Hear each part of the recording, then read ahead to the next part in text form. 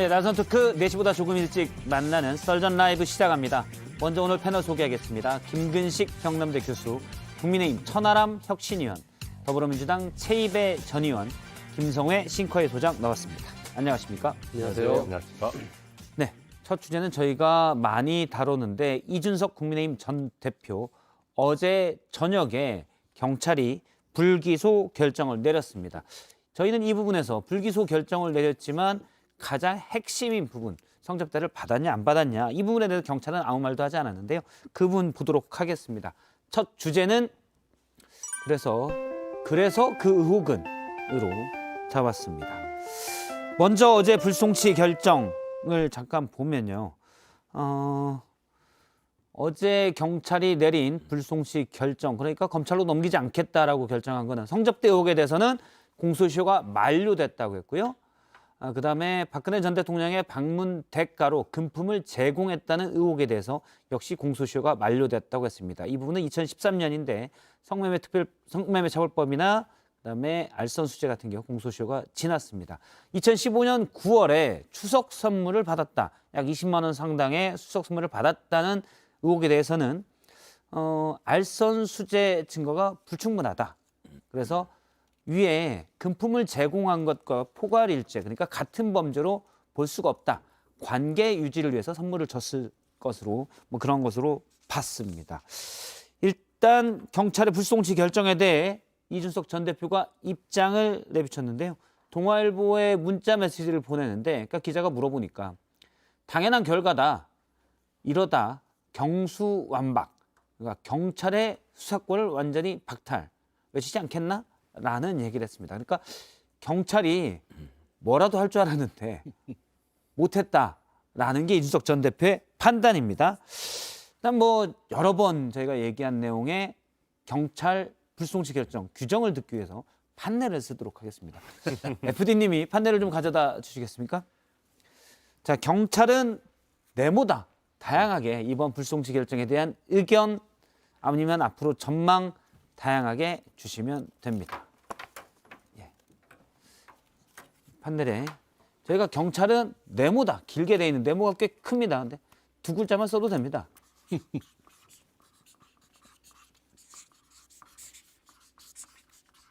예. 네. 일단 국민의힘 패널이지만 그래도 내부 비판이 양쪽 두 분 다 많이 하시는 김근식 교수님과 아니 왜 웃으세요? 일단 저희 할 만한 얘기를 좀 하고 교수님과 두 분도 일단 한번 드시고 아니, 두 분- 화면상 저희가 그러니까 본인들의 예. 김근식은 고생한다, 천하람은 난처하다. 이렇게 보이는 거예요 지금. 아, 참. 세상에. 최 배우님 힌트입니다. 한글 모르세요? 예. 두 분은 일단 내려주시고요. 두 분부터 듣도록 하겠습니다. 김근식 예. 교수님 고생하고 있는 것 같습니다. 누가요? 경찰이요. 경찰이요? 예. 네. 이번에 그 불송치 결정서 쓴 계속 거. 확 뛰니까 들고 계셔요. 들고 계세요. 참나. 예. 그 불송치 고생하십니다. 결정서 낸 것도 보니까 내용이 상당히 공부도 열심히 했고 예. 법조문이나 법리 공부도 많이 한 것 같고 열일하면서 공부한 것 같고 그래서 국민들 입장에서 봤을 때 무리하지 않게 예. 무난하게 잘 해석을 하고 잘 정리를 한 것 같다. 그런데 고생한다는 의미가 여러 가지가 있죠. 예. 열심히 공부하느라고 고생한 것도 있지만 눈치도 봐야 되고 예. 여기저기 수소문도 해봐야 되고 이 다음은 또 어떻게 정리해야 될지 할 일도 많이 남았고 그래서 이모저모로 고생하고 참 힘들게 살고 있다고 생각이 듭니다. 예. 사는 게 뭔지. 예. 저도 요새 저희 당 관련해서 얘기할 때 늘 난처한데요. 그러면 경찰도 난처하다. 이렇게. 그렇죠. 경찰도 난처할 것 경찰도 같습니다. 난처하다. 우선 저는 이걸 보면서 물론 직접적으로 얘기는 안 했지만 성상납이라고 하는 그 본질적인 내용에 대한 증거를 못 찾았구나. 저는 그걸 느꼈어요. 경찰에서. 만약에 결정적인 증거를 찾았다면은 그 공소시효 문제는 예를 들면 어떻게든 포괄일죄로 엮든 뭘 하든지 해가지고 문제를 삼을 수 있습니다. 사실 법 기술적으로. 기술적으로. 네. 예. 근데 이렇게 이제 정확하게 OX를 얘기 안 하고 공소시효 만료만 얘기했다는 거는 제가 봤을 때는 이거는 증거를 못 찾은 것 같거든요. 어. 근데 그러면 왜 경찰이 난감하냐 하면은 지금 상황에서 그러면 무고라든지 증거인멸 교사라든지 남아있는 혐의를 다 무혐의를 해버리는 것도 난감해요. 지금 여당이 총 출동해가지고 이준석 대표 추가로 좀 뭐 제명 같은 징계도 하려고 하고 가처분도 남아있는 상황에서 경찰이 지금 저희가 발표할 만한 게 없는데요. 내지는 성상납이 확인이 안 되는데요. 라고 하자니 참 난감할 것 같다. 이렇게 정해봤습니다. 여당 눈치를 볼 수밖에 없다는 말씀이시군요. 지금 수사의 중립성이 놀라운데요. 뭐 안 된다라는 몰라요, 저도. 보는지 안 보는지. 정말 난처하네요, 우리 천하람 변호사. 자꾸 그러세요. 천하람 의원도 난처했다. 난처합니다, 지금도. 예. 저 예리한 지적이셨습니다. 네. 최이배 의원님. 네, 지금 방금 이제 천하람 변호사 말씀하신 것처럼 이게 무고죄 여부를 이제 판단을 해야 되는데 그걸 하려면은 진짜 성매매가 있었는지를 확인을 해봐야 되는 문제가 있기 때문에 저는 여전히 칼자루를 경찰이 쥐고 있다라고 생각하고요. 그러니까 이 부분에 대해서 진짜 뭐 말씀하신 대로 여당 눈치도 보겠고 대통령 눈치도 보겠고 뭐 지금 두루두루 지금 난감한 상황일 겁니다. 예. 예. 외줄타기 중이다라고 생각하는데요. 외줄타기 중 뭐 개요는 천하람 위원장님 말씀과 거의 대동소이하고요. 거기 하나 더 더하면 경찰은 지금 경찰 내부의 개혁이 되게 과제가 있습니다. 특히나 경찰대를 중심으로 해서 완전히 권력을 쥐고 있는 것을 경찰대 외의 그룹에서 경찰대 카르텔을 깨고 싶어 하는데 마침 지금 윤석열 대통령의 방향이 그렇습니다. 다시 오지 않을 기회라고 볼 것이거든요. 그래서 말씀을 계속 몇 차례 드렸지만 이준석 대표 수사 라인도 보면 경찰대가 없이 경찰총장을 제외하면 전부 다 비경찰대 출신들로 라인을 채워놓을 만큼 인사로서는 최대한 다 작업을 했는데 예. 어떻게 해야 될지를 뭘 있어야 하지인 건지 아니면 정말 한 방을 딱 보여주려고 기다리고 있는 건지 외줄타기 심정이지 않겠냐라는 생각이 듭니다. 지금 네 분의 말을 한 문장으로 덮을 수도 있을 것 같습니다. 경찰이 여전히 칼자루를 쥐고 있지만 외줄타기를 하고 있는데 난처하고 전체적으로 고생하고 있는 경찰이라는 걸로 네 분의 의견이 같은 분인 것 같습니다. 근데 사실은 뭐 난처하다, 고생한다, 뭐 이런 부분, 외줄타기다. 어떻게 보면 앞서 중요한 부분을 지적해 주셨는데 경찰이 그러면 중립적으로 그냥 정치 권력의 눈치를 보지 않고 제대로 수사하느냐? 그래야죠. 그래야 되는데 어쨌든 근데 이번 첫 번째 이 불송치 결정은 그런 나름대로 노력을 한 성과로 예. 보여요. 그러니까 말씀하신 것처럼 이게 이제 성삼납 여부에 대해서 이제 일각에서는 공소시효가 만료됐기 때문에 기소를 하지 않는다 하더라도 그 사실관계를 적시할 수도 있잖아요. 지난주에 그 이재명 후보 그 이른바 그 허위사실 공표 그 성남 FC 변호사회 대납에 관한 허위사실 공표를 불송치했을 때 불송치 결정문에 보면 이건 불송치로 하지만 대납 의혹들이 계속 있다라고 써놨거든요. 대납했을 가능성을 네, 배제할 수 없다. 없다라는 하지만 공소시효 때문에 그렇죠. 공직선거법상의 그 예. 부분에 대해서는 그렇죠. 불송치하겠다라고 그러니까 그렇게 쓸 수도 있는 했었죠. 거거든요. 근데 이제 이번에 이 성상납 관련된 포괄 그 뇌물죄하고 그다음에 알선수재죄는 그런 내용 없이 그냥 깔끔하게 정리를 했기 때문에 예.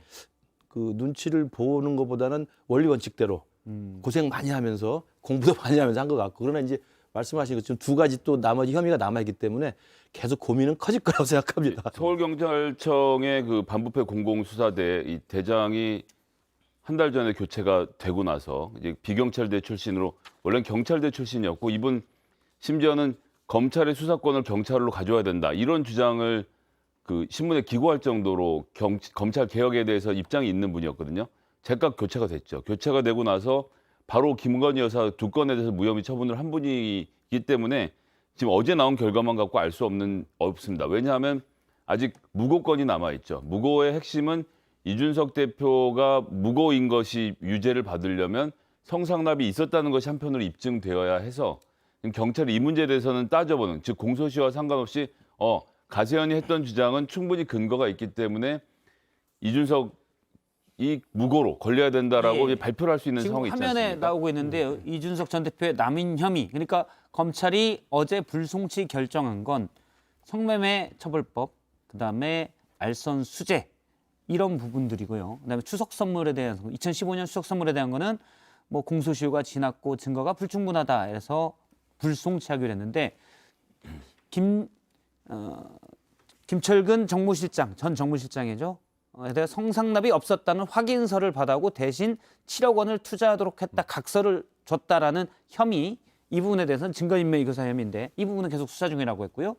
그다음에 강신업 변호사가 제기한 이준석 전 대표가 한 가세현에 대한 명예훼손 고소가 무고다라고 고발한 부분에 대해서도 수사 중이라고 했습니다. 이 수사에도 그런데 2013년에 있었다고 김성진 대표가 주장하는 성상납 여부가 꼭 들어가게 돼 있죠. 그런데다가 이제 김철근 실장 같은 경우는 나는 그런 지시를 받은 적이 없다라고 말을 하기만 하면 사실 전자는 유죄로 만들기 쉽지가 않습니다. 예. 하지만 후자 같은 경우는 성상납 문제가 확인이 되면 성상납을 받은 것이 확인되어 무고죄로 기소 의견에 송치했습니다라고 말을 하는 순간 이준석 대표가 지금까지 쌓아왔던 부분이 굉장히 많이 무너지기 때문에 이제 그것이 여권의 비대위로서는 마지막 바라는 그림이겠죠. 근데 지금 보면 증거인멸 교사는 제가 봤을 때는 될 가능성이 거의 없어요. 왜냐하면 증거인멸 교사라는 것은 본체가 되는 범죄 행위가 있고 이 범죄 행위에 대한 증거를 인멸해야지 증거인멸 교사가 되는 건데 이번에 1차 불송치 결정 나온 것들 보면 이 본체가 되는 범죄가 없다라는 것이거든요. 뭐 공소시효가 만료됐든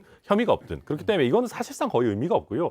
말씀하신 것처럼 남아있는 게 무고인데 제가 왜 이거를 좀 회의적으로 보냐 하면은 만약에 경찰이 정말 눈치를 본다면 그래서 안 되지만 성상납과 관련한 어떤 확실한 증거가 있다면 같이 저는 내놨을 거라고 생각합니다. 예를 들면 이런 부분들은 공소시효가 만료돼서 못하지만은 여기에 성상납 본체는 있었기 때문에 무고는 성립한다라고 얘기할 수가 있어요. 근데 지금 여기에 대해서 추가적으로 조사를 하겠다라고 하는데 이 수사가 어제 오늘 시작된 게 아니거든요. 몇 달 동안을 했었는데 아직까지도 성상납이라는 본체를 명확하게 못 밝혔다라는 것인데 그러면 며칠 더 수사한다고 해서 과연 이게 나올까? 저는 솔직히 좀 회의적으로 보고 있습니다. 그러니까 지금 천하람 변호사님 말씀하신 것처럼 이게 더 수사할 건 없을 것 같아요. 그러니까 이준석 대표도 가서 지금 12시간 조사받고 왔다는 거잖아요. 그러니까 어떻게 보면은 처음 이게 논란이 불거진 게 그 김성진 아이카이스트 대표의 재판의 증거에 이준석 대표에게 접대를 했다. 그리고 거기에는 그 성매매했다라는 내용까지 있는 게 증거 목록에 나오면서 그거를 처음에 폭로하게, 그러니까 알게 된 거잖아요. 그러니까 이미 그 재판에서 그 부분에 대한 것은 인정이, 그러니까 뭐랄까요? 그러니까 법률적으로 그건 증거로 채택이 됐는데 그거 자체가 이준석의 성매매 성상납 사건은 아니니까 그 실체를 파악하지는 않았던 거죠. 근데 그거를 지금 파악하는 과정에서 지금 몇 달 진행이 되었고 뭐 이준석 대표까지 자기가 조사를 받고 왔기 때문에 저는 경찰이 이제 판단만 남은 것 같아요. 근데 예. 지금 첫 번째로 어제 이렇게 지금 일단은 불송치를 딱 해놨는데 눈치를 보지 않을까 싶습니다. 경찰에서. 그래서 이 분위기를 보고 이 무고죄에 대한 최종적인 판단을 남겨놓은 것은 예. 뭔가 정치적으로 지금 경찰도 판단하는 것 아닌가라는 의심이 드는 거죠. 뭔가 남겨둔 거라는 말씀이시죠. 예. 예. 그 변호사니까 제가 여쭤보면 무고죄를 유죄로 입증해서 처벌을 하는 게 쉽지가 않죠. 왜냐하면 쉽지가 무고죄가 굉장히 형량이 높잖아요. 그렇기도 한데, 그러니까 이제 보통 보면은, 그러니까 명예훼손에 대해서 또 무고다 막 이런 식으로 하는 경우들이 사실 잘 없어요. 그러니까 이게 좀 이상한 형태의 일단 정상적이지 고소입니다. 않은 정상적이지 무고죄. 않은 거고, 그리고 무고라고 하려면은 정말로 그 사람이 그 상대방을 형사처벌 받게 할 목적으로 예. 이렇게 정말 허위의 사실을 고소를 해야 되는 건데, 악의적으로 네, 맞습니다. 네. 그래서 악의적으로 고소했을 때 무고다라고. 그렇죠. 그래서 이게 예를 들면 이준석 대표의 주장이 실제 사실관계와 약간 다르다라고 해서 바로 무고죄가 성립하는 것은 아니어서요.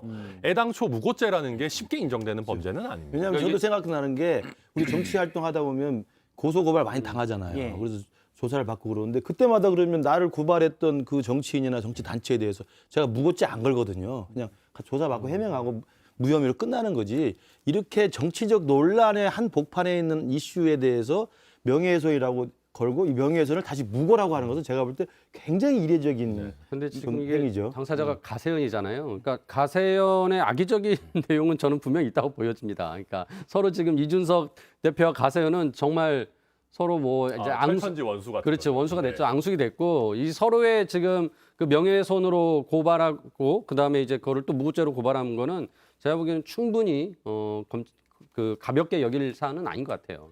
이게 뭐 무엇보다도 김건희 여사 팬클럽의 전 회장이었던 강신업 변호사가 중간에 3자 입장에서 고발을 했다는 것 자체가 참 놀라운 사건이라서 그래서 포인트는 이거죠. 딱 하나입니다. 뭐 기소가 돼서 유죄를 받고 이런 건 나중 문제고 경찰 발표에 성상납이 있었기 때문에 기소 의견을 성취했다까지만 발표가 되면 사실은 국민의힘으로서는 필요한 건 다 얻은 거예요. 그것을 가져와서 윤리위가 아니 성상납을 받은 정치인이라니 그러면 징계 이렇게 해서 징계 시나리오를 만들어서 이준석 대표를 정치적으로 사망하게만 만들면 예. 윤핵관이 간절히 그리는 그림이 그려지는 것 아니겠습니까? 근데 이제 불송치 결정을 최나람 변호사 해석으로는 어제 나온 걸로 봐서는 그 성상납에 대한 구체적인 증거나 자료나 정황을 확인을 아직 못했다고 지금 해석을 하는 저도 거죠. 통치가 될 거라고 드리는 말씀은 아니고 그렇게 지금 국민의힘이 바라고 있지 않겠냐. 그렇죠. 그렇죠. 그거야. 근데 뭐 일단 원래 지켜봐야 나왔던 되겠지만은. 얘기들은 그거죠. 공소시효가 지났기 때문에 2013년에 있었다고 주장하는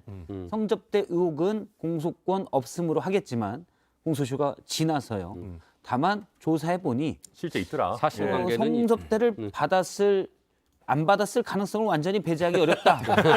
이 정도 문장이 들어가 있으면 예. 그것 그걸 봐 가지고, 그쵸. 하고 국민의힘 윤리위에서 윤리적이지 않네 이준석 전 대표를 제명할 수도 있을 텐데 지금 그 문장이 안 들어간 거는 없었기 때문에 안 들어갈 것으로 확신하시는 거죠. 그러니까 저는 이제 있었다면은 어떤 식으로 좀 흘러나오지 않았을까. 언론 보도의 형태가 됐든 아니면 아까 말씀하신 것처럼 예. 결정문의 어떤 일부 문구가 됐든 그런 것 같고 또 모르죠. 뭐 이렇게 약간 방심하게 해놓고 또 같이 롤러코스터처럼 뭐가 나올지는 모르겠습니다만 현재로서는 그럴 가능성은 좀 낮아 보인다. 이게 또 너무나 집중이 돼 있는 사안이기 때문에 만약에 성상납의 정황이나 증거가 있으면 경찰이 확보할 수 있는 수준이 있다고 한다면 가세현이나 기타 등등 다른 사람들이 이걸 모를 리가 없고 그런데 구체적인 당사자가 있다거나 아니면 CCTV가 있다든가 아니면 구체적인 당시에 성접대를 했던 장소에 술집 사장의 증언이 있다든가 뭐 이런 예. 굉장히 구체적인 걸 상상해 볼 수 있잖아요. 근데 그게 전혀 지금 없는 걸로 봐서는 찾지를 못했거나 확보를 못했거나 확인이 안 된 상황이라고 미루어 짐작할 수 있다는 거죠. 이런 것들을 보면 지금 이제 다 강용석, 강신업 이런 분들 남아 있는 거 아니겠습니까? 이준석 대표랑 강시성을 가진 변호사들이랑 좀 악연이 있는 것 같아요. 어. 뭐 사주에 있는 건지 뭐에 있는 건지는 잘 모르겠습니다만. 사주요? 예, 예. 아무튼 그런 뭐 생각이 좀 악연이 있습니다. 계속 유지되고 있는 상황이라는 거죠. 네, 그런 것 같아 알겠습니다. 보입니다. 예. 예. 그러면 이제 다음 단계로 넘어가겠습니다. 경찰이 불송치 결정을 했는데 그거는 몇 가지 혐의고요. 이제 남아 있는 혐의는 무고 그리고 증거인멸 교사 혐의인데 지금 네 분의 말씀을 들어보면 여기에도 핵심 포인트, 키 포인트가 되는 이른바 성접대 의혹에 대해서는 경찰이 그 정황을 확인하지 못한 것 같다라는 얘기입니다. 그러면 윤리는 어떻게 할까라는 건데요. 일단 국민의힘 내부에서는 윤리는 그래도 고다라는 입장입니다. 얘기를 들어보겠습니다. 불송치라고 하는 게 혐의가 없다는 뜻하고는 좀 다른 결이 다른 거 아닙니까? 유무죄에 상관없이 법적으로 기소하기에는 너무 늦었다는 거거든요. 그리고 그런 차원이기 때문에 그것이 면죄 여부는 되지 않을 것이다. 윤리위는 당에서 우리 국민들의 눈높이에 맞춰야 되기 때문에 더 예민하게 더 칼날같이 보는 것이 필요하다고 봅니다. 예, 국민의힘 윤리는 이미 이준석 전 대표에 대해 또 징계 절차를 열었고요. 오는 28일 날 또는 그 전에 뭔가 결정을 할 것으로 보이는데 어떻게 예상하십니까? 이번 경찰의 불송치 결정이 어떤 영향을 줄 거라고 보십니까? 뭐 그런 것과 상관없이 방향은 한 방향으로 가는 겁니다. 영화 암살의 그 명대사 있죠. 알려줘야지 우린 계속 싸우고 있다고. 이게 지금 윤리위 내부에서 회의하는 내용까지는 대통령께 보고가 들어가지 않지 않습니까? 예. 그러니까 윤리위원들 계속 나와서 얘기하는 겁니다. 우린 싸우고 있다. 우리는 이준석을 제거하기 위해서 이렇게 열심히 하고 있다. 그래서 윤리 부위원장을 사퇴하신 유상범 의원도 라디오에 나와서 우린 지금 싸우고 있다. 뭐 성상납 이런 얘기 계속하면서 징계가 될 것 같은 뉘앙스를 풍기고 이용호 의원도 오늘 나와서 이런 얘기를 하고 하는 것은 그러니까 윤리위가 이렇게 해갖고 나중에 이게 법원에 또 이준석 대표가 다 가져가서 정치적으로 영향을 받은 거니 뭐니 얘기하는 건 나중 문제인 거예요. 어쨌든 윤리위도 그러니까 윤리위라는 것은 하나의 조직이고 그보다 더 중요한 건 정치인 개인이 대통령님 제가 이준석 대표 제거를 위해서 지금 이렇게 열심히 싸우고 있습니다라는 얘기를 사방에서 하고 있는 것이 지금 사실은 이준석 대표에 대한 징계를 가장 어렵게 만들고 있는 것 아닌가 저는 밖에서 보기엔 그렇습니다. 그러니까 지나친 충성 경쟁의 면이 저도 있다고 보는 것이요. 사실 지금 이제 만약에 성상납 관련한 부분이 안 밝혀진다고 하면은 남는 거는 발언밖에 없어요. 양두구육 뭐 이런 양두구육. 것들인데 이걸 가지고 징계를 한다면 제가 만약에 윤리위라고 하면 최대한 적게 할 것 같아요. 그나마 뭐 예를 들면 당원권 정지 7개월 이런 거. 그러니까 당대표 임기만큼만 당원권 예. 정지를 해가지고 어차피 당대표로는 못 돌아옵니다. 그러니까 남은 가처분들 뭐 이거 지금 다툴 이익이 이준석 대표한테는 없습니다라고 하는 전략으로 갈 것 같은데 그래야 그나마 법적인 리스크를 줄일 수 있거든요. 왜냐하면 말 가지고 제명 이거는 그냥 상식적으로 들었을 때도 이게 지나치다라고 느껴지지 않습니까?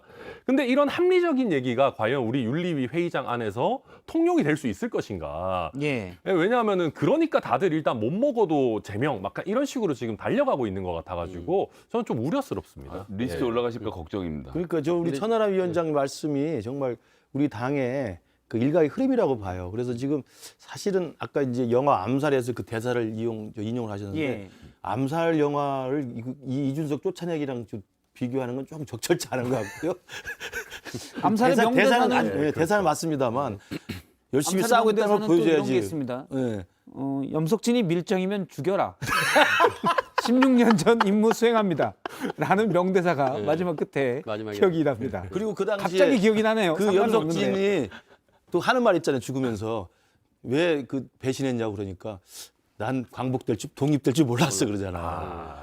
의미심장한 이야기들이에요. 의미심장한 이야기들이고 인생이 그래요. 근데 어쨌든 갑자기 말 천하람 위원장의 저는 큰 말씀. 의미를 부여하지 않았는데 아니, 예. 갑자기 암살 대사가 교수님께서 나왔어. 막 부여를 하시네요. 예. 그러니까 우리 당이 사실 이게 생각 이게 못했습니다. 기억나네. 16년 전 임무 지금 수행합니다. 이거 전재현 씨가 그때 왜 그러세요? 갑자기 확 떠오르네요. 아니 일본이 망할 줄 몰랐다니까. 예, 알겠습니다. 그 28일로 예정돼 있는 윤리가 있는데 지난주에 갑자기 긴급 또 윤리가 소집이 됐고 거기서부터 사실 우리가 좀 놀랬고요. 거기서 이준석 대표에 대한 또 추가 징계를 개시했다고 하니까 또 놀래고. 그러니까 이게 사실은 많은 분들이 지금 이게 좀 너무 좀 억지스럽다는 이야기들을 다 할 수밖에 없어요. 그러니까 아까 이용호 의원도 나와서 이게 뭐 국민의 눈높이나 당원의 눈높이에서 좀 엄밀하게 들여다봐야 된다고 하지만 이준석 대표를 제명하는 건 좋다고 치지만 예. 제명을 할 만한 나름 납득할 만한 사유나 이유나 분위기가 있어야 되는데 이걸 그냥 그 우리 저기 김성애 소장 말씀대로 완장차고 대통령한테 잘 보이려는 심선으로 한다면 누가 이 당에 대해서 이 정상적인 당이라고 생각을 하겠습니까? 근데 이제 저는 그래서 뭐 우리 당이 좀 조금 정상성을 찾아야 된다고 생각을 합니다. 저는. 예. 그러니까 다들 지난주만 해도 이제 그 징계를 개시한다고 했을 때 당연히 경찰의 발표에 성상납에 대한 어떤 뭐 이렇게 좀 정황들이 나오면서 그걸 근거로 제명하지 네. 않겠냐라고 했는데 이제 그거는 좀 약해지긴 했죠. 근데 제가 보기에는 아무튼 징계 중인 당대표가 계속 그런 이제 당의 통합을 저해하는 발언들을 했으니까 뭐 이걸 가지고서 이제 징계에 뭐 그 뭐랄까 이제 그 가중할 수 있다라고 뭐 또 논리를 만들지 않을까 싶어요. 그런 측면에서 저는 이준석 대표를 제명을 해야 가처분이나 이런 나머지 이유의 후속 작업들이 당을 정상화하는 것이 가능하다라고 이미 내부에서는 판단을 했고 이준석 대표를 제명하지 않고 계속 놔둔다면 이후에도 정상화 가능성이 없다라고 생각하지 않았을까. 그래서 예. 저는 뭐 굉장히 강력한 조치를 하기 위해서 계속 지금 말을 던지고 있고 정황들을 만들어내는 말씀은 거죠. 이제 그래서 임무는 예. 기어이 수행한다. 그렇죠. 윤리가. 끝까지 그건 싸워서 임무를 수행해야 그러니까 저는 윤리위가 뭐 네. 그렇게 해서 뭐 정치인의 발언을 이유로 징계하고 뭐 다 좋습니다. 그러면은 저는 윤리위가 가이드북을 하나 줬으면 좋겠어요. 사자성어는 어떤 거는 사용해도 된다. 어떤 거는 사용하면 안 된다. 안 된다. 김재섭 예. 비대위원도 같은 생각이더라고요. 그렇죠, 그렇죠. 대통령한테 비판하는 건 요거까지는 되는데, 뭐 정책에 대한 비판은 되는데, 뭐 이런 과한 비유는 쓰면 안 된다. 이렇게 가이드북을 좀 줘야 저희도 그걸 대비할 수 있지 않겠습니까? 그 김재섭 위원장 한 얘기. 가이드북에 예상이 된다면 천하람 위원장은 가이드북을 이미 벗어났어. 그러니까 저는 약간 걱정인 게 뭐 예를 들면 그런 거잖아요. 촌철살인 쓰면은 뭐 살인한다는 거냐, 너 윤리위, 뭐 예. 차도살인, 또 너도 살인이냐, 뭐 이런 식으로 가면은 저희가 방송을 못 하기 때문에. 이건 뭐 저- 가이드북은 간단하죠. 천하람처럼 말하지 말 것. 이렇게 써있겠죠. 그러니까 이제 아니 뭐 이렇게 나온 지금 이제 그 발언들을 충분히 뭐 가지고서 저는 다 알고 있지 않을까 싶어요. 그리고 이제 우리 천하람, 김근식 두 분은 정말 그 가이드북에 상관없이 계속 발언을 하실 거라고 생각하기 때문에 네. 뭐 이 대목에서 이제 가이드북에서 벗어나기 위해서 한마디 좀 섞으면 이준석 대표를 상대로 이런 그 억지스러운 게임을 하잖아요. 제가 이준석 대표를 2018년에 그때 당시 이제 노원병에 보궐선거 있을 때 안철수 대표 서울시장 나왔을 때 제가 거기 이제 안철수 예. 대표 공천을 나가보라고 원래 그래서 경선을 그렇죠. 그래서 이제 근데 이준석 대표가 그때 당시 이제 거기 당협위원장이었습니다. 그래서 저하고 엄청 싸웠죠. 싸웠는데 그때도 자기가 당협위원장으로 있는 이 지역에 왜 네가 날라와서 안철수 백 믿고 설치느냐 이거거든요. 그러면서 대응하는 걸 보면요. 나중에 제가 견디지 못하고 도망쳐 나옵니다. 그러니까 이준석 싸우면- 대표의 싸움이라는 건 싸우면 싸울수록 힘들어요. 어. 그러니까 저는 우리 당이 그 대통령이 그렇게 지지했을 거라고 생각하고 싶지는 않지만 우리 당이나 이른바 윤핵관이라고 하는 분들이나 친윤이라고 그 완장을 차고 싶은 분들은 이준석 대표를 잘못 생각한 거예요. 안 싸워봐서 그렇다. 건드리면 건드릴수록 커지는 겁니다. 지금 사태가 그렇게 왔지 않습니까? 예. 그거 그냥 안 싸우고 내버려 두고 일단은 오히려 전략적 무시를 했다면 이렇게까지 커지는 않았을 거예요. 그러니까 이준석 대표의 성정이나 이준석 대표의 정치 기술이라는 것은 제가 2018년에 그때 겪어봤기 때문에 가급적이면 건드리지 않는 게 나은데 지금 뭐 가장 벌집 수시지 건드리는 거 아닙니까? 이거 어째서 끝나면 또 하고 또 하고 하니까. 김규식 교수님이 그 뒤에는 예. 이준석 전 대표랑 친하게 지낸 걸로 제가 알고 예, 있습니다. 예. 예. 안철수 대표랑 좀 멀어졌죠. 뭐.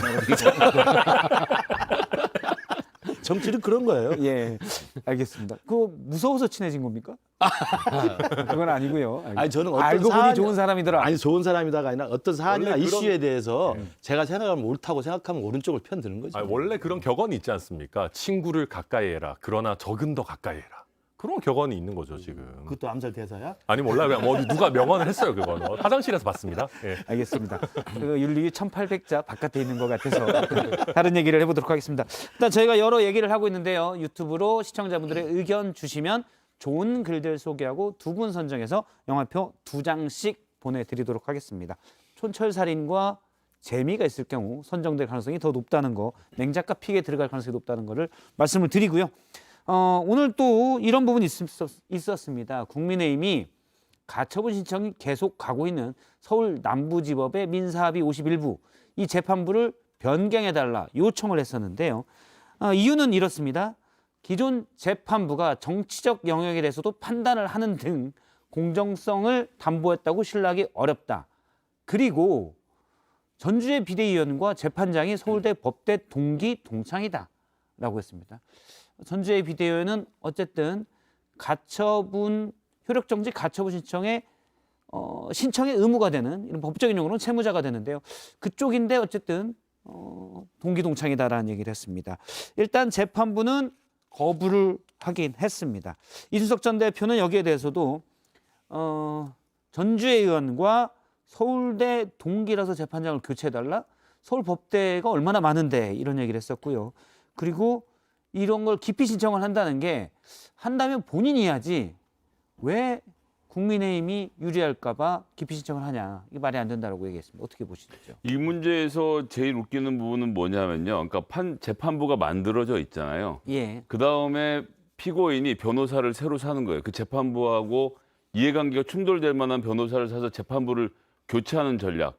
이렇게 되면 법원 전체가 불쾌해지거든요. 예. 그러니까 전주의 비대위원이 먼저 있었고 그런 상태에서 재판을 신청하러 갔는데 그 재판부가 예를 들어서 같은 이해관계가 있는 사람 배정이 됐다 그러면 아유 이건 저희가 이런 사람이 있는데 바꿔주십시오라고 요청할 수 있는 것도 이준석 대표가 요청해야 될 건인데 이건 거꾸로잖아요. 예. 이미 재판 한번 받았는데 이거 마음에 안 드는데 좀 찾아봐. 우리 누구 동기동창 없어?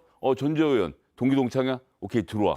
해서 가서 저 판사 우리 여기랑 동기동창입니다. 바꿔주세요라고 하는 거는 되지도 않지만 법원 전체를 굉장히 불쾌하게 만드는 기술자스러운 일을 했다는 측면에서 국민의힘이 그래도 우리나라 여당인데 이렇게까지 해야 되나 싶습니다. 그리고 또 되지도 않을 뿐만 아니라 되지도 않은 걸로 결론 났어요. 일단 결론 났어요. 그러니까 뭐 네. 재판부가 받을 리가 없죠. 받을 리가 없고 다시 또 민사 재판부 하나 더 있다고 뭐 그거로 바꿔달라고 했는데 오늘 그 법원에서 내놓은 그 해명을 보니까 아주 설득력이 있더라고요. 그 재판부는 예비 재판부로서 법원이나 판사와 직접적인 이해관계가 있는 지금 다루기 좀 애매한 부분들을 대비해 놓은 것이지 별 문제가 없는 한 그냥 이대로 간다는 것이어서 저는 정말 국민의힘이 또 이렇게 또 헛발질을 하는 걸 보면 참 천하람 이 얘기잖아요. 힘들어요. 전주의 의원과 법대 동창이다. 우리한테 유리할 수 있으니 바꿔달라 이런 얘기여서 아니, 그러니까 그러니까 좀 더 유리하게 정말 솔직해요. 하려고, 정말 우리 집권 여당으로서 예. 그 공정성을 지키기 위한 그런 전략이 아닌가. 혹여나 유리할까 봐. 혹여나 유리할까 봐. 근데 웃긴 게 전주의 의원이 지난번 거기 신문에는 갔었어요 또. 이미 한번 가놓고 이제 와가지고 이렇게 얘기하니까 사실 좀 이상하고요. 그러니까 이준석 대표가 페이스북에 쓴 말이 다 맞는 거잖아요. 신청할 때 했어야지 이제서야 하는 거고.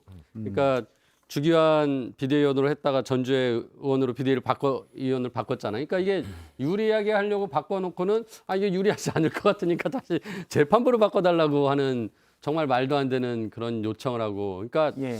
스스로 지금 계속 네, 누워서 그러니까 예를 침뱉기를 하고 들면 있는 이거를 거죠, 뭐. 설득력 있게 네. 쓰려면은 네. 전주의 의원이랑 재판장이랑 학교 다닐 때 굉장히 악연이 있었다. 뭔가 이렇게 서로. 차라리. 네, 그런 거를 좀 내러티브를 풀어서 쓰든지 했었어야 되는데 아마 그런 게 없었겠죠. 알고 기억해보니 대판 싸운 적이 있다. 그렇죠, 이렇게 하면 그렇죠, 뭐. 조금 네, 그랬다면은 뭔가 이게 설득력 있을 수가 있는데 그런 게 없고 참고로 말씀드리면 우리 법원은 당사자와 재판장이 학교 동기거나 연수원 동기라고 해서 변경해주지 않습니다. 그렇게 하기에는 너무 우리나라의 특정 학교 출신 법관이 많기 때문에 예. 그렇게 해주지 않고 본인이 예를 들면 재판장이 경력 변호사 출신인 경우에 과거에 본인이 근무했던 법무법인 출신의 변호사가 온다거나 아니면 재판장과 이촌 이내 친척, 가까운 친척이 근무하는 법무법인에서 이촌이요? 누가 이촌. 이촌이면은 형제자매까지. 그렇죠. 네, 그렇게 하는 경우에만 그걸 바꾸거든요. 네, 그래서 이거는 애당초 기준에 원래 없는 없는 겁니다. 거죠. 제가 변호사님께 여쭤볼게요. 근데 형사재판 같은 걸 보면 그 피고인들이 이의 신청을 할 수 있잖아요. 재판부 기피 신청처럼. 할 수 있죠. 기피 이거 신청. 기피 신청은 불가능합니까? 이 민사재판은? 기피 신청을 해도 이거는 사실 근거가 없어요. 예를 들면 앞선 사건에서 우리한테 불리하게 판단했다라는 거는 기피 신청에 사유가 안 됩니다. 예. 네. 혹시 개인적인 법률 상담은 따로 하셔도 돼요. 아니, 제가 이제 옛날에 그 재판 받을 때 보면 기피 신청을 간혹 해요. 왜냐하면 재판부가 너무 편향성이 있다고 생각하면 그 형사 피고인들 영화 예매권이라도 좀 주면서 물어보세요. 개인적인 법률 상담은 따로 시간을 저희가 이 재배당 신청도 3번 이유는 대기실에서 하나입니다. 예. 드리도록 재배당 하겠습니다. 신청은 이유가 딱 하나입니다. 알려줘야지 우린 계속 싸우고 있다고.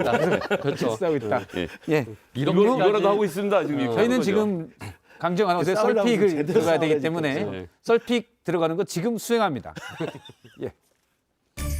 네, 썰픽입니다. 첫 번째 픽은요. 홍준표의 조언. 당권 도전 의지를 내비친 안철수 국민의힘 의원이 홍준표 대구시장을 찾았습니다. 두 사람의 만남은 안 의원 측 요청에 의해서 이루어졌다고 알려지고 있는데요. 이 자리에서 홍 시장의 조언도 나왔다고 합니다. 최근 안 의원이 정권 재창출 언급한 데 대해서 당장은 현 정부 안정이 먼저고 그게 성공해야 2년 뒤 총선에서 정권 재창출을 말할 수 있다라고 했습니다. 역시 정치 경력 26년에서 나오는 여유인 걸까요?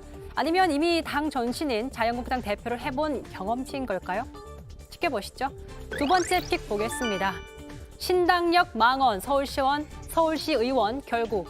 최근 신당역 스토킹 살인 사건에 대해서 부적절한 발언으로 논란에 휩싸인 이상훈 더불어민주당 서울시 의원이 당원 자격 정지 6개월 징계를 받았습니다. 문제의 발언 다시 들어보시죠. 좋아하는 친데 그걸 안 받아주고 하니까 여러 가지 이제 폭력적인 이제 대응을 남자 직원이 한 것 같은데요.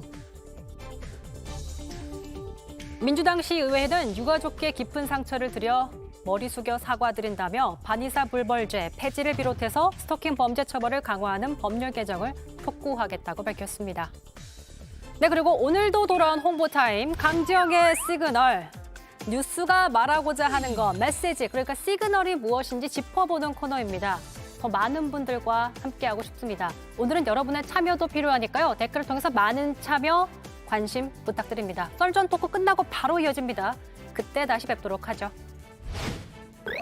여러분이 픽한 오늘의 썰 무엇인가요? 예, 강정 아나운서가 이제 썰전 토크 끝나고 바로 강정의 시그널. 오늘 정말 아주 눈에 확 띄는 내용이 들어가 있습니다. 예, 저도 잘은 모르는데 남아서 보고 가야 되는 거죠? 저도 지금 궁금해요. 그래서 보고 싶은 마음이고요. 알겠습니다. 그러면 저희가 하나씩 얘기를 해보도록 하겠습니다. 일단은 안철수 의원 얘기를 최근에 안철수 의원과 멀어졌다고 주장하신 김문식 교수님부터 들어볼까요? 지금 계속 대구 경북 쪽에 이렇게 가서 홍준표 시장도 만나고 하는 것들은 역시 당권 도전을 위한 예. 뭐 움직임이다. 안철수 의원은 이제 내년 초로 예상되는 이 전당대회 때 당대표 나갈 생각을 굳힌 것 같고요. 예. 그래서 실제로 이제 그 준비를 많이 하고 있는 것으로 많이 포착이 됩니다. 그런데 사실 아시다시피 국민의당하고 국민의힘이 이제 이번 대선 때 합당을 했고 합당하면서 이제 우리 당에 들어왔고 그렇기 때문에 오랫동안 이 당에 뿌리 내린 그 경험이 없기 때문에 지지 기반이나 세력을 확장하는데 상당히 좀 애로사항이 있는 것이죠. 그래서 아마 이제 오늘 홍준표 시장을 만난 것도 TK라는 상징성과 홍준표 전 대표라는 상징성을 아마 두루두루 감안해서 만난 것 같은데 저는 또 그렇게도 봅니다. 이 두 분 이야기한 내용을 보면 생각이 거의 비슷해요. 이 당내 상황에 대한 평가와 예. 해법이. 그러니까 이준석도 문제인데 당도 지금 그렇게 가면 안 된다는 이야기들 둘이 교환을 하고 있고 이것에 대해서는 사실은 안철수 대표도 지난 가처분 인용된 다음에 또 비비대에 갔을 때 쓴소리 한번 하지 않았습니까? 그리고 또 홍준표 시장도 당에 대해서 그런 면에서 걱정을 많이 했고 그러면서 또 동시에 이준석 대표가 너무 경거망동해서는 안 된다는 이야기를 또 했기 때문에 저의 생각이 되게 비슷합니다. 그래서 홍준표, 안철수, 김근식 생각이 좀 일치하고 있다 이렇게 생각합니다. 갑자기 가까워지는 거예요. 갑자기 네, 요즘에 좀 가까워지려고 생각하고 있습니다. 혹시 그러면 안철수 의원이 당대표가 될 수도 있다. 송파병을 유지하기 위해서는 가까워져야 된다라는. 저는 그런 개인적 이해관계를 정치하지 않습니다. 아, 그렇습니까? 예. 그냥 뭔지 모르지만 가까워지고 싶다. 아니 가까워지자는 생각이 비슷해지고 생각이 있다는 비슷해지고 거죠. 있다. 네. 알겠습니다.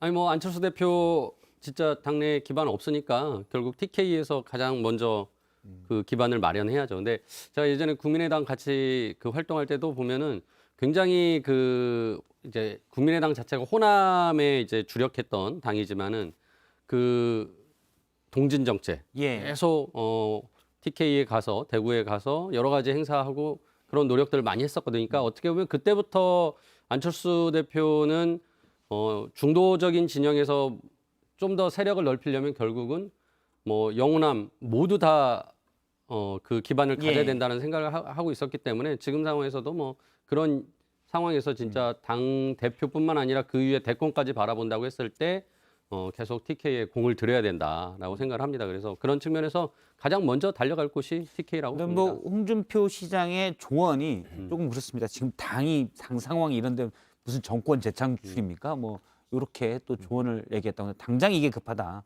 뭐 이런 얘기도 좀 했다고 그러고요. 예. 그러니까 이제 뭐 둘 중 하나는 죽어야 된다. 이제 홍준표 시장 입장에서. 그러니까 이게 사실 지금 출구가 없어요. 그러니까 첫 단추를 잘못 깼습니다. 예를 들면 이제 다른 게 뭐 다른 어떤 명목이었으면 모르겠는데 첫 단추가 성상납이잖아요. 그러니까 이준석 대표 입장에서도 이걸 내가 받아들이고 조용히 있겠다. 내가 뭐 이거를 해소하고 돌아오겠다. 이러기가 사실 쉽지 않은 이슈예요. 그러니까 그렇게 하다 보니까 이제 모든 거에 대해서 서로 법적 다툼으로밖에 갈 수가 없고 홍준표 시장 말대로 이제 와가지고 그럼 과연 도대체 뭘 할 수 있겠느냐. 저는 유일한 퇴로가 이제 그런 거죠. 이준석 대표가 성상납이라는 거에 있어서 좀 자유로워지고 법적인 다툼에서 어느 정도 뭐 본인이 승리한다라고 하면 그러고 나서 정치적인 어떤 공간이 나오게 되면 되는 거지. 현 상황에서는 제가 봤을 때 이거 답이 없어요. 저 네. 그것도 안 될 것 같아요. 이게 둘 중에 하나는 죽어야 된다고 홍준표 시장이 그 이야기했는데 둘이 이제 윤핵관과 이준석 전 그렇죠. 대표죠. 네. 그 2018년 제가 아까 말씀한 노원병에서 가서 제가 좀 그때 사이 안 좋았을 때 결국 제가 죽어 나오지 않았습니까? 한쪽이 죽어 나오고 포기하고 그러면 공천 처리하겠습니다 하고 나오면 이제 정리가 되는 거예요. 그러니까 이준석 대표와 지금 윤핵관 싸움은 둘 중에 하나는 죽어야 된다는 말이 정확한 저는 지금 현실이라고 생각하고요. 지금 우리 천하람 변호사 말한 것처럼 성상납 문제가 무혐의로 깔끔히 정리가 되고 그리고 이제 법적으로도 승리했 다음에 이준석 대표가 정치적으로 타협할 가능성을 말씀하셨는데 저는 그것도 사실은 물 건너 갔다고 생각합니다. 이미 그것은 지난 주호영 비대위 때 인용이 됐을 때 제가 그때도 이준석 대표에게 조언을 했습니다만 이쯤에서 정치적 법적 승리를 했으니 표표히 당을 위해서 당의 대표를 지낸 사람으로서 좀 마무리를 하는 게 좋겠다고 했는데 그게 되지 않더라고요. 일단 건드리면 그렇게 안 됩니다. 이게 뭐 윤석열 대통령도 그렇고 이제 홍준표 시장도 그렇고 둘 다 이제 검사 출신이잖아요. 그러니까 검사가 피의자하고 타협이 어디 있습니까?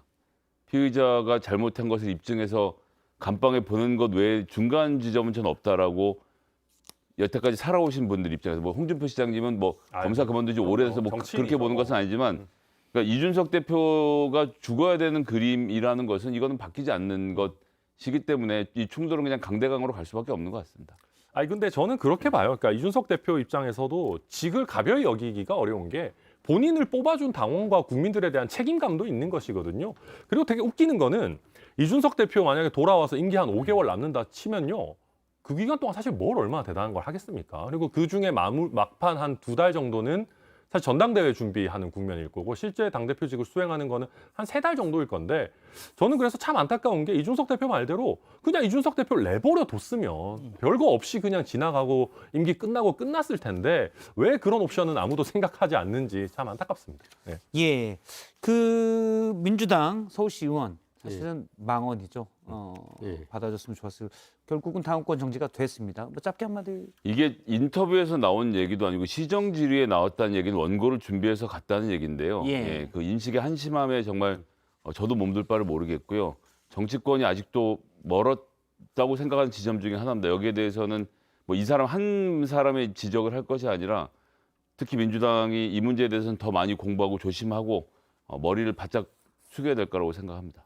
그러니까 이게 기본적으로 인식이 가해자를 이해해 주려는 인식에서 나온 거거든요. 그러니까 오히려 항상 이런 사고가 나면은 피해자의 중심에서 항상 사고를 먼저 해야 되는데 이게 굉장히 어떻게 보면은 잘못된 방식이죠. 그러니까 그 본인의 어떤 의식 속에 이제 그런 분들이 남아 있어서 이렇게 나온 거 아닐까 싶습니다. 그러니까 사실 이게 우리 옛날 느낌으로 보면 10번 찍어 안 넘어가는 나무 없다 그 느낌이잖아요. 상대방 싫다 그래도 막 계속 구애하고 막 쫓아다니고 하는 게 오히려 더 뭔가 진정한 사랑의 징표고 그런 생각을 우리가 빨리 버려야 됩니다. 예. 예. 10번 찍으면 나무가 상한다. 예. 그걸 알겠습니다. 우리가 알아야 될 것 같습니다. 그러면 댓글 시청자들이 유튜브로 댓글을 주셨기 때문에 그걸 또 저희가 좋은 댓글을 또 맹 작가가 많이 뽑아왔습니다. 그래서 보고 소개를 하고 영화 상품권을 먼저 터지는 순서대로 드리도록 하겠습니다. 보현님께서 이준석 전 대표에 대한 성접대 의혹 불송치 결정 관련해서 경찰은 난감하고 국민의힘 윤리위는 돌아버릴 것 같은 상황이겠다라고 의견을 주셨습니다. 그런데 저희 패널 분들은 꿋꿋할 거다라는 또 의견을 주신 바 있고요. 할 거다. 예. 네. 불타는 맘님 공소권 만료지 혐의 없음은 아니니 좋아할 일이 아니다라는 의견을 주셨고요. 그다음에 투자짱님 이준석 그만 잡고 제발 시금치값 배추값 천정부지 환율 좀 잡아주세요라는 의견을 주셨습니다. 사실 이게 민생입니다. 맞습니다. 배추 한 통에 15,000원이라고. 예. 그 이준석 대표가 그런 얘기 쓰지 않았나요? 예. 페이스북에. 예. 나 그렇죠. 잡을 시간에 다른 거 물가나 잡아라. 예. 근데 뭐 사실 둘 다 할 수도 있죠. 분업해가지고. 예. 이준석도 잡고 물가도 잡고. 그렇죠. 뭐 그렇게 일단 둘 다 안 불가능한 되고 있는 걸로. 제가 괜한 소리를 했네요. 현재 둘 다는 안 되고 있습니다. 예. 저희 와이프가 그제 김치를 담궜는데 너무 비싸다고. 아, 예. 그렇죠. 조금 담궜더라고요. 예. 박종훈님께서 맹 작가님이 이렇게 좀 여러 개를 맹자가 들어가는 댓글들을 뽑아왔는데 맹씨 중에는 미인이 많다죠. 안 봐도 미인이실 것 같네요. 맹 작가님이라고 영화표에 아주 몰두하는 듯한. 예, 영화표 드려야죠. 드려야죠. 뭐. 아 들을까요? 저희 노골적으로 하면 줘야 됩니다.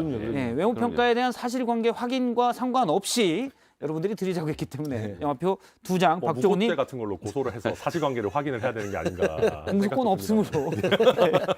예, 저는 사실에 굉장히 부합한다고 생각합니다. 아 사실 부합한다고 그럼요. 생각하시고요. 예. 예, 김성애 소장님이 방금 사실에 부합한다고 주장하셨습니다. 예. 그다음에 전 진실이 아니면 말하지 않습니다. 예, 너무 진지한 표정으로 얘기하시니까 제가 부담스러워요. 아니 말을 못 읽겠어요. 막 너무 진지해가지고. 그건 좀 아닌 것 같은데요. 하려고 쳐다보니까 너무 진지하셔서. 나도 지금 그 이야기를 하려고 했는데 아, 이게- 너무 진지하니까 못 치고 들어갔어요. 정색 개그라고요. 제가 밀고 있는 장르입니다. 예, 알겠습니다. 정색 개그. 정색하고 보실 때는 제가 딴 쪽 보고 얘기를 하도록 하겠습니다. 일단 박종훈님, 맹시 중에 미인이 많다죠 하신 분, 영화 상품권 2장. 예, 근데 맹씨 대표적 미인 한두 명만 이야기해 보세요. 맹자는 작가님. 아니죠. 예, 네, 알겠습니다. 댓글에 올라올 것 같은데요. 빨리 넘어가고 이제 하겠습니다. 김미정님, 썰전 웬만한 드라마보다 재밌어요. 김근진님, 천하라님 같이 소주 먹고 싶어요라고 쓰셨는데, 예, 김식 교수님은 수요일에 상암동에 계시면 저녁을 먹고 가야 되기 때문에 대통령께서 그런 생각을 하셔야 되는데. 영화 티켓이 아니라 소주. 나중에 썰전 나이트 100만 돌파 100만 기념으로 돌파 기념을 공개 방송할 방송할 때 때 초청하시죠. 예, 김미정님 오시면 네. 제가 기억하기 힘들고 알아서 그때 오시면 제가 드리도록 하겠습니다. 박종군님, 천하람 변호사님 관련해서 천하람 변호사님은 음소거에서 보면 목사님 같아요. 뭐 좋은 거죠. 예. 뒤에 설명 이유가 있습니다. 뭡니까? 하얀 재킷을 자주 입으신대요. 어떤 데는 가니까 의사 같다고 그러시더라고요. 아. 예, 아무튼. 그러네. 가까이서 보니까 네. 원샷으로 잡으면 목사 같기도 할 것 같은 느낌도 좀 들긴 합니다. 네. 그다음에 최이배 의원에 관련해서 님이 주셨습니다. 성이 최 씨 분이군요. 평강 최 씨, 최희빈님 앞머리 내리시니 더 한인물 하십니다. 네. 라는 의견 주셨고요. 예. 그다음에 불타는 맘님 역시 많이 주셨는데요. 성혜님 썰라 시그널이 신나긴 하죠. 마쳐 고개 까딱까딱 하시는 거 좀 귀엽습니다. 저희도 그 음악이 좀 신나서 네, 그럴 때가 있습니다. 그렇습니다. 그러면 앞서 박종우님 드리도록 하고요. 네. 그다음에 김은식 천하람이 같이 소주 먹고 싶어요. 일단 네. 소주는 언제 될지 모르니까 영화로, 영화표 드리도록 하겠습니다. 김미정님 영화표 2장 획득하셨습니다. 그러면 다음 주제로 또 넘어가겠습니다. 다음 주제는 한덕수가 보는 신문입니다. 한덕수 총리가 보는 신문이죠. 대정부 질문에서 신문 얘기가 많이 나왔습니다. 일단 오늘도 지금 3일째 대정부 질문이 이어지고 있는데 한덕수 지금 화면에 지금 원희룡 장관이 나와 있습니다. 오늘도 3일째 대정부 질문이 이어지고 있는데요. 이번 대정부 질문에서 눈에 띄는 사람은 단연 한덕수 총리였습니다. 특히 신문 얘기가 눈에 띄었는데요.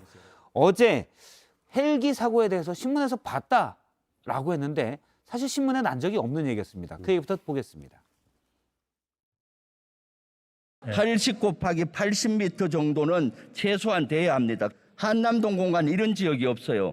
대통령의 안위가 헬기를 운영한다면 심히 걱정돼요. 8월 중순에 헬기가 내리다가 대통령 헬기가 내리다가 나무에 부딪혀서 꼬리표가 상한 거 알고 있습니까? 꼬리 날개가 손상된 것?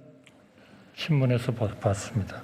신문에서 어떻게 봅니까? 이건 장관한테 보고를 받아야죠. 예. 대통령 전용 헬기가 공관 앞에 앉다가 살짝 좁으니까 살짝 어디가 부딪혔는데 이러면 문제 아닙니까? 라고 김병주 의원이 물었는데 신문에서 봤습니다라는데 김병주 의원이 장관한테 보고를 받아야죠. 신문에 봤냐. 김 의원도 아마 신문에서 본 줄 알고 얘기했을 때 그렇죠. 신문에 이 났을 수도 예. 있으니까. 이 사실은 난 적이 없습니다. 근데, 보도가 기자들이 놀라서 찾아봤을 때 놓쳤나 내가? 보통 기자들이 이럴 때 물 먹었다고 표현하거든요. 나도 모르는 이런 일이 했는데 기사에 난 적이 없었습니다.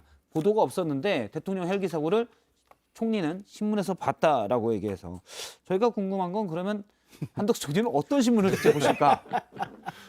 미래신문?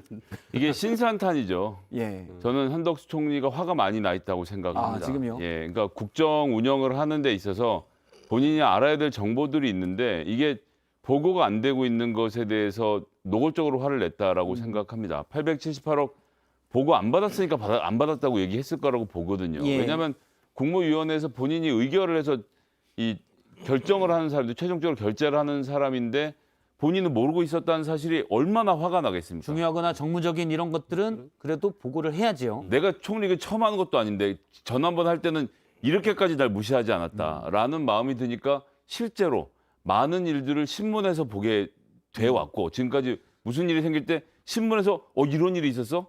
이게 이제 쌓이다 보니까 이제 그런 마음이 그냥 표출됐던 것 같습니다. 그래도 신문에서 봤다는 건 일단 거짓말이지 않습니까? 거짓말한 거죠.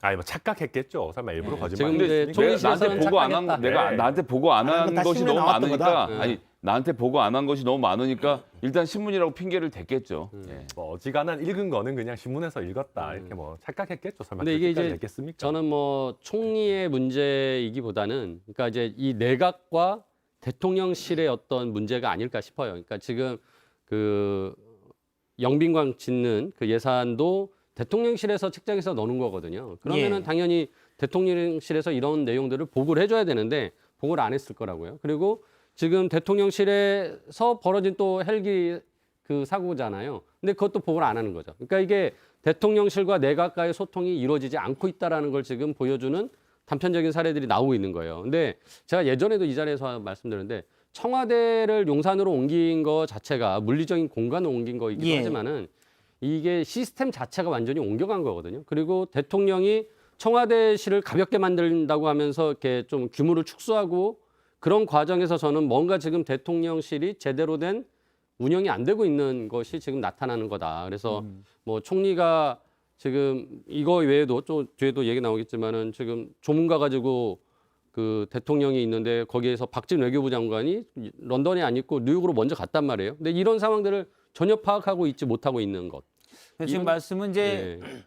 총리가 사실 보고를 못 받고, 그러니까 지금 민주당에서 야당에서 제기하는 거는 총리가 대체 국정을 뭘 틀어잡고 하고 있는 거냐라는 건데, 아까 신문에서 봤다라는 총리의 대답은 얘네들이 나한테 보고 안 해요. 라는 불만에 찬 목소리라고 이제 김성현 의원님 보시는 거죠.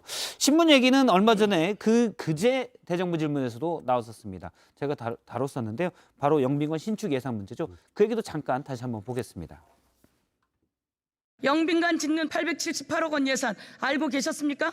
총리가 총리실에서 건물을 짓는 것을 제가 다 알아야 된다. 그거는 현실적으로 영빈관 짓는 예산 878억 알고 계셨냐고 묻습니다. 몰랐습니까? 저는 몰랐고 신문을 보고 알았습니다. 예. 저는 저게 신문을 보고 알았다고 하는 게 지금 아까 말씀하신 것처럼 대통령실에서 보고를 하지 않는다. 전달이 되지 않는다. 그다음에 대통령실에 너무 그쪽에 지금 정보가 집중되고 총리실은 오지 않는다는 불만을 우회적으로 표현할 수도 있겠죠. 해석상. 그래도 어쨌든 일국의 총리가 거짓말을 한 꼴이 됐기 때문에 저는 저 부분은 한덕수 총리답지 않다.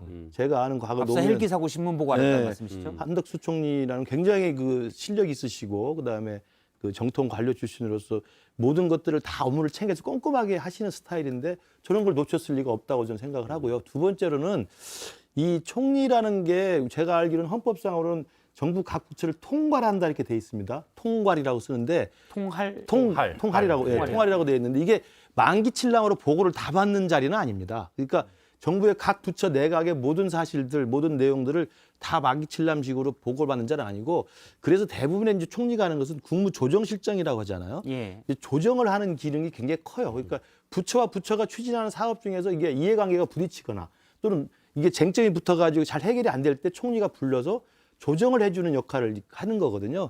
그게 총리의 큰 역할이라고 한다면 만기 칠랑으로 모든 걸 알 수는 없다고 생각하는데 그럼에도 불구하고 저는 좀 안타깝고 좀 그 아쉬운 게 한덕수 총리 정도 되면은 아니 대통령이 지금 영국 가 있으면 영국에 몇 시에 도착하고 영국에 무슨 쟁점이 있는지는 그거 사전에 미리 알아봐야죠.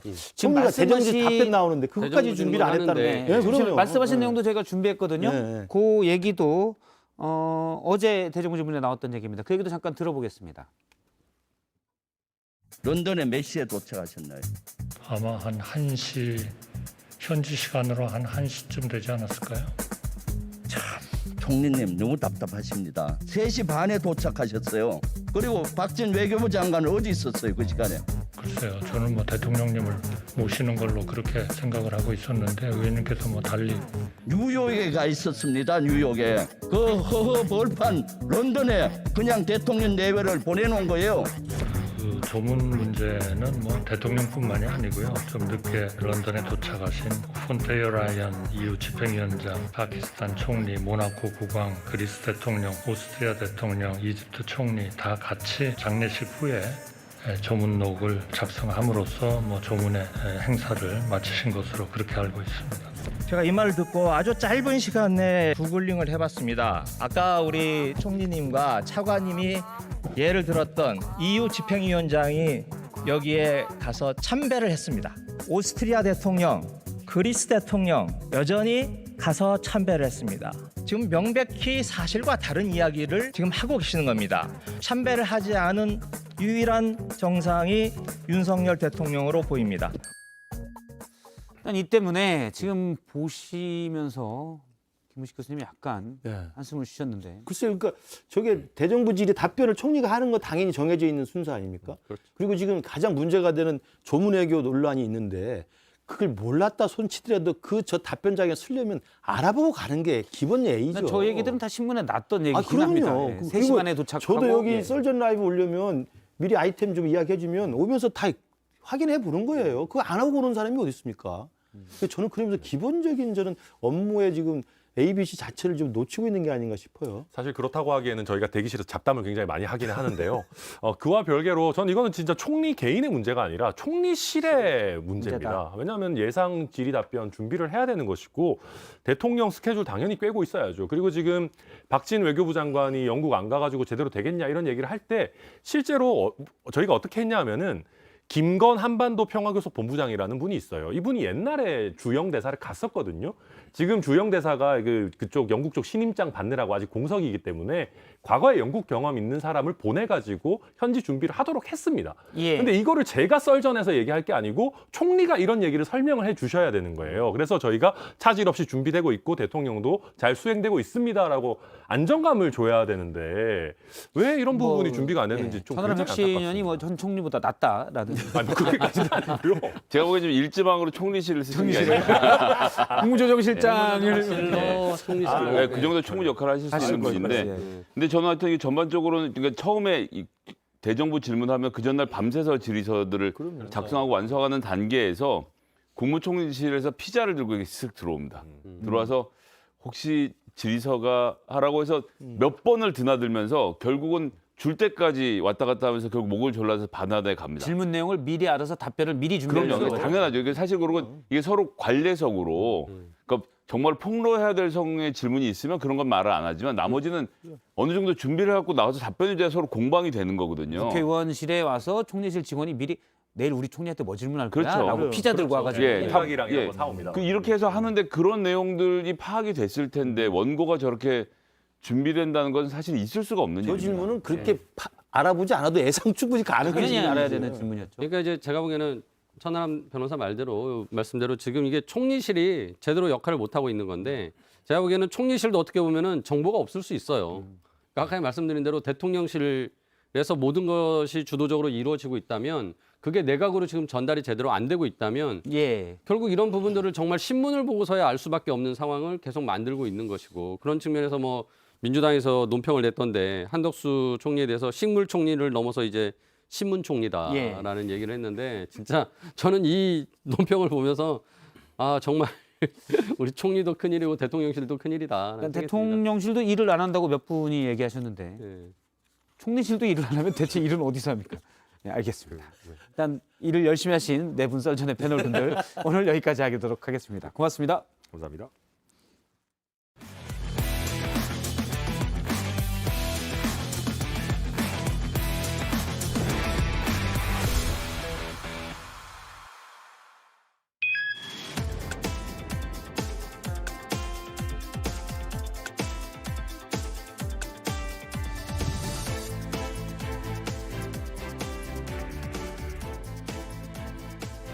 뉴스 속 시그널을 찾아 짚어봅니다. 강지혁의 시그널 시작합니다.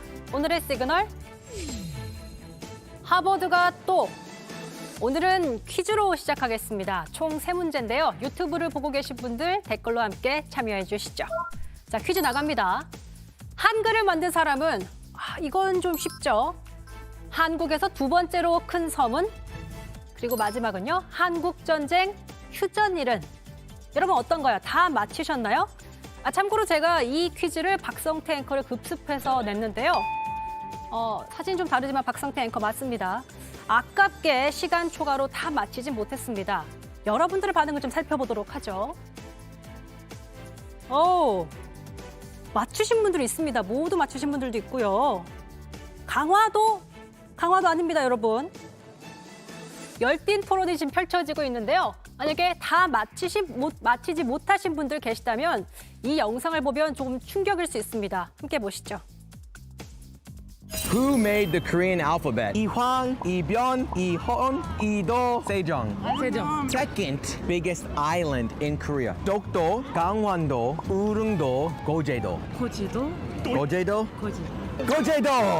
Oh. And last one, just for fun. The Korean War started on June 25th, 1950. What day did the war end? Well, the truce. It was in 53. What? But I don't know the 솔직히 저는 정말 놀랐습니다. 사실 우리나라는 보여주시죠. 기사가 나와야 하는데요. 야스쿠니 신사가 젠틀맨, 10대 역사 인식 심각하다. 호국보훈의 달이 뭐냐? 멀어지고 있는 역사. 이런 상황에서 우리나라 국민도 아니고 프랑스인이 타국의 역사에 대해서 이렇게 잘 알고 있다니 좀 충격이었습니다. 사실 제가 오늘 이 영상을 가져온 이유는 요즘 이런 보도가 계속 나오고 있기 때문입니다. 함께 보시죠. 고려는 중국의 속국이다. 하버드 교재 고대사부터 왜곡했다. 일본 덕분에 한국이 발전했다. 하버드. 세계 최고 권위의 대학교에서 이런 상황이 벌어지고 있다는 건데요. 더 큰 문제는 하버드 경영대학원의 필수 과목 교과서에 실린 내용이라는 겁니다. 내용을 살펴보면 아주 교묘한 차이라서 잘 보셔야 합니다. Japan annexed Korea in 1910. 그러니까 일본이 1910년에 한국을 무력으로 합병했다라고 해석할 수 있는데요. 여기서 annex, 무력으로 합병하다라고 되어 있습니다. 얼핏 보기엔 이 표현이 곧 식민지화했다라는 거 아니야라처럼 보일 수 있지만 식민지, colonize란 단어가 분명히 있습니다. 보시면 어떤가요? 뉘앙스가 조금 다르죠? 게다가 한국이 식민지 기간 동안 더 산업화되고 교통과 전력 인프라도 개선됐다라고 서술했지만 정작 위안부 강제징용에 대한 설명은 없습니다. 이뿐만이 아닙니다.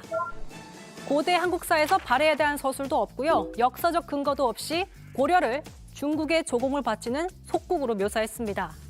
우리나라의 역사를 폄하하거나 낮춰보는 시각이 여실히 드러나는 건데요. 하지만 하버드대에서 발생한 역사 왜곡, 이번이 처음이 아닙니다. 기억하시죠? 지난해 미국 하버드대 램지어 교수가 일본군 위안부 피해자를 매춘부로 규정한 논술을 학술지에 게재해 논란이 있었습니다. 당시 우리나라 정치권과 세계 학계가 비판했지만 램지어 교수는 올해도 위안부 강제징용설은 사기다, 이런 발언을 했습니다. 이런 반복되는 하버드 대학의 역사 왜곡에 정치권에서 더 이상 방치하면 안 된다는 주장이 나오고 있는데요. 페이스북에 이런 글을 올린 의원이 있습니다. 일제강점기 역사 왜곡, 외교부는 뭘 하고 있습니까? 국회 외통위 이원욱 의원의 말을 잠깐 듣고 오시죠. 정부나 국회가 아주 특별한 대응을 강구하지 못하고 있습니다. 보다 더 치밀하고 다각도로 모든 것을 검토하고 민주당에도 이와 관련된 대응팀을 만들 것을 우리 당 지도부에 건의해서 외교부에서는 그릇된 인식을 바로잡기 위해서 공공 외교 분야에서 다각도로 노력을 기울이고 있다라는 원론적인 답변을 하고 있습니다. 당국인 일본이 아닌 다른 나라 학계에서도 벌어지는 역사 왜곡, 문제는 뭘까요? 전문가는 이렇게 얘기합니다.